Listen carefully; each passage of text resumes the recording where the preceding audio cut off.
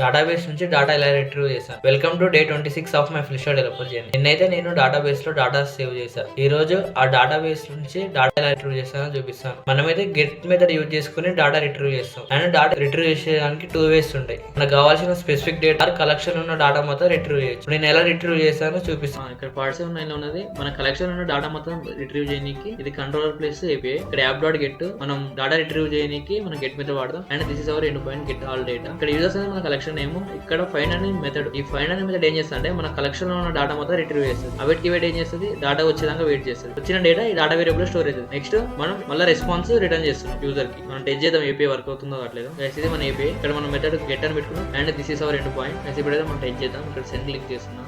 మనకైతే రెస్పాన్స్ వచ్చింది. ఇదంతా డేటాబేస్ లో ఉన్న డేటా. ఇప్పుడు మనం ఓన్లీ స్పెసిఫిక్ డేటా ఎలా రిట్రీవ్ చేయాలో చూపిస్తాను చూడండి. 15 లైన్ నుంచి చూడండి. ఇది మనం ఓన్లీ స్పెసిఫిక్ డేటా రిట్రీవ్ చేయడానికి కోడ్. Same method get. ఇక్కడ API end point is get specific data. And guys మనం అయితే మనకి ఏ డేటా కావాలి అంటే దేని మీద పేజ్ చేసుకుని కావాలి, లైక్ ఈమెయిల్, యూజర్ నేమ్ అట్లా. నేనైతే ఇక్కడ ఫస్ట్ నేమ్ నుంచి తీసుకుందాం అనుకుంటున్నాను డేటా. అండ్ ఇక్కడ ఫైన్ అనే మెథడ్ లో మనం ఆ వచ్చిన నేమ్ ని పాస్ చేయాలి. పారామీటర్ లో పాస్ చేసి మన కలెక్షన్ లో ఫస్ట్ నేమ్ నుంచి డేటా రిట్రీవ్ చేసుకుంటుంది. అంటే ఫస్ట్ నేమ్ మీద బేస్ చేసుకుని డేటా రిట్రీవ్ చేసుకుంటుంది. అండ్ మళ్ళీ సేమ్ అగైన్ డేటా స్టోర్ చేసుకుని యూజర్ కి సెండ్ చేయాలి. ఈ ఫస్ట్ నేమ్ అనేది మనం ఫ్రంట్ ఎండ్ నుంచి సెండ్ చేయాలి. ఇప్పుడు ఎలా సెండ్ చేయాలో చూపిస్తాను. End point is get specific data. ఇక్కడ నేను ఫస్ట్ నేమ్ కాబట్టి టెస్ట్ అని ఇచ్చిన. ఇక్కడ మనం సెండ్ క్లిక్ చేద్దాం.